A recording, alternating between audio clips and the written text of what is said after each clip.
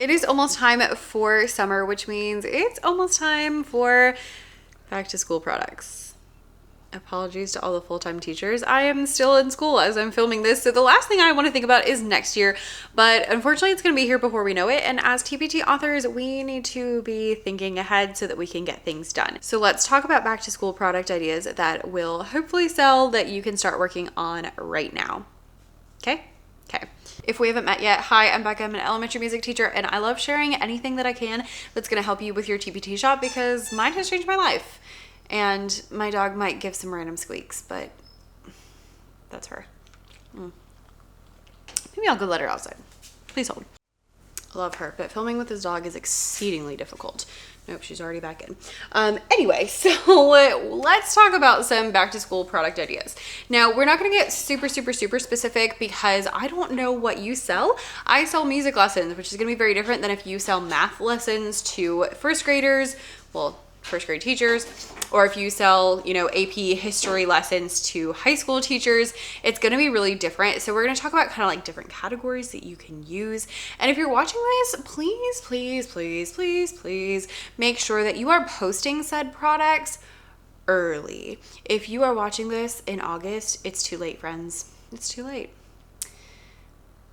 Do it for next year. But you need to get things done, finished early. So hopefully you're watching this video in like May or June, maybe July, but the earlier you can get things done, the better. I will post a video about seasonal products and things down below. Actually, I'm filming this video because someone was like, oh, talk about summer product ideas. And I was like, it's too late for summer. Summer is here. Like we're not doing that. So, you know, just be aware, like I go back to school, my kids, we go back in July, kids come back the first week of August. So I know that we are like the earliest, but that is a thing. So let's talk about some product ideas and hopefully you can get at least one or two that you can act on now. Item number one, and this is definitely gonna fall under the earlier the better, and that is classroom decor. If you are good at making like cute signs, cute posters, that kind of stuff, classroom decor is gonna be your thing. Some people do really well with classroom decor. I have a few packs and personally they aren't like my best sellers, but there are a lot of people who make like their entire stores on just classroom decor. So that's something that you definitely want to look into. If you are making classroom decor, I would charge you to think about ways that you can make things look really cohesive.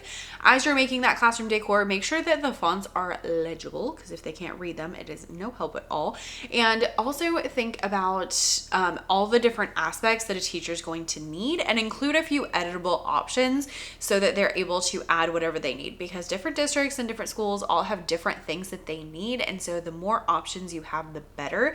And having an editable version of whatever you're creating is going to help. You can also check out like different trends for classroom decor. I am not a trendy person, which is another reason why it's not my thing, but definitely look at, you know, what people are interested in. Pinterest is a great place to see what people are looking for and what they're trying to find. Look at, you know, home decor and kid decor, kid nursery decor. Those kind of things can give you a lot of inspiration for what kind of classroom decor might be on trend at the moment. Number two is going to be first day of school activities. So these kind of activities, think like, all right, kids come in, what's the first thing they're gonna do? You're probably gonna have some sort of like all about me activity. So something where they can share a little bit about them. They can kind of like ease back into school in that way and share a little bit about them. If you have some like icebreakers or games that students can play on the first day that kind of help mix them up or that help them kind of express a little bit about themselves, those are gonna do really well.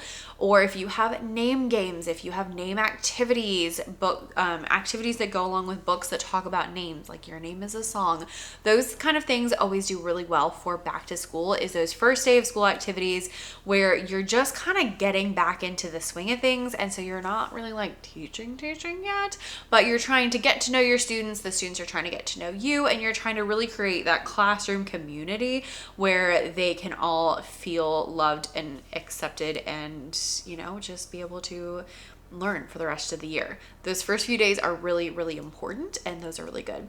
If you have enough activities, I would highly recommend making a back to school bundle or even a first day of class bundle. I find that like on my blog, first day of school activities always does really well in my, products. Those like first day, here's what you do on day one. Morning meeting slides for the first day would be great, or the first week. Those kind of things where it's like we just need something to do on those first few days, and we're trying to build relationships with our students. Number 3 is kind of like the next step, and that is review activities. So you want to have some time where you're, learning about your students and getting to know them, but you also want to make sure that you are reviewing standards that they're going to need to know to get things done. But we want to do this in a fun way because, it's been summer and they've been doing fun things all summer. So now we've got to make sure that we are also doing some fun things at school and we are not making it super boring. Remember, first impressions are very important. So if you are making your first impression not very good, the year is not going to go well. So things that might work for review activities, games always work really well. I really push my review games at the beginning of the year.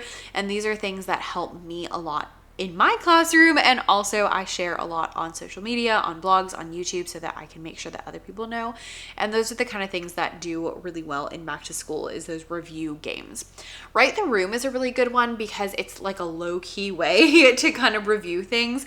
I teach music, so my Write the Rooms are typically like flashcards around the room, and we are reading rhythms, or we're, writing down what notes are on the treble clef or things like that. But for you, it might be review questions, it might be math facts, maybe have task cards that teachers can put around the room, and have a recording sheet. Kids can walk around and they can do the flashcards, or different games and things like that. Like think Around the World was a good game when I was a kid, where you two people compete to do the math fact fastest, and then whoever wins goes to the next person, and then you try to get all the way around to see who wins against every student. But different things like that, games are always really well received. First day of school, I find a lot of people, especially homeroom teachers, really do well with coloring activities, like color by note, color by I keep saying music things, I'm sorry. Color by math facts, color by sight words, those kind of things, because it's, again, like a low-key review thing where you're not stressing the kids out yet, but you're just kind of figuring out what they know by giving them these really easy things that are also pretty fun, because, we all, listen, they all like coloring. Don't let them tell you they don't like coloring. Those high schoolers, they like coloring. Don't let them tell you otherwise. So color by code, color by sight word, those kind of things are really great for just easing kids back into school, and also helping teachers figure out where those students are. So along those notes, you have those review activities. You also want to make sure that you have maybe some pre-test kind of situations, or activities that could be used as a pre-assessment. It doesn't need to be something super, super formal, but maybe in my classroom, at least, I need to make some, but I don't have any currently. Maybe that'll be my summer project. But I always love using bingo with my students at the beginning of the year, because it's a really easy way for me to see if you understand what we're doing. I usually do rhythm bingo. So if I'm, saying ta, ti, ti, ti, ti, ta, and you're putting your little bingo chip on ti-ti-ta, I can tell that you don't know what I'm talking about. And that is really useful information for me, because that helps me know where we're going to start. So different things like that, where you can, have activities, games, things like that that are not high stress, but are going to help teachers figure out where the students are. Maybe even include a little assessment sheet where they can write down things who's correctly figuring things out. Those kind of things can really help you just make things that people are actually going to want to use.